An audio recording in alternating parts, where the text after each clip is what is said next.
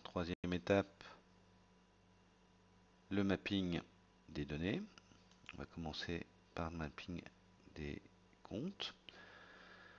Ici, on va utiliser une fonction assez intéressante qui s'appelle automap, automap all.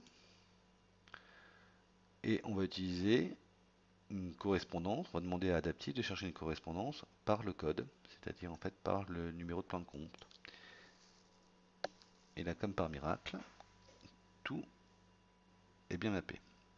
Il n'en va pas forcément de même lorsque on est sur des choses un peu plus compliquées. C'est ce que je vais illustrer ici avec les levels, c'est-à-dire en fait l'organisation. Dans notre staging area, on a un certain nombre de codes pour lesquels, si je regarde ici, il n'y a pas de correspondance nette. Donc là, ce qu'il faut faire, eh bien, c'est mapper les informations une à une. Ici, typiquement, sans manufacturing SA. Voilà. Manufacturing Canada. On peut faire ça comme ça tout le temps. Et puis après, on peut dire automate all.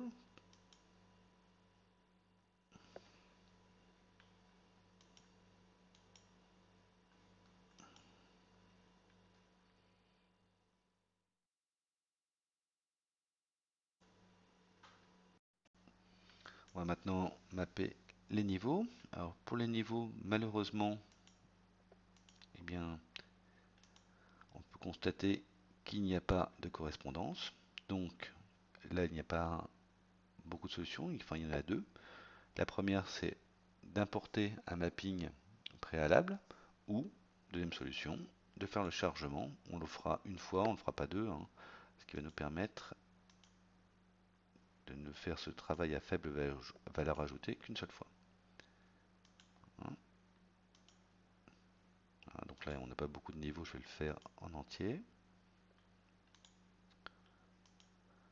Ce qui nous permettra ensuite d'avoir des données bien propres lorsqu'on retournera dans Adaptive Planning au sens strict du terme.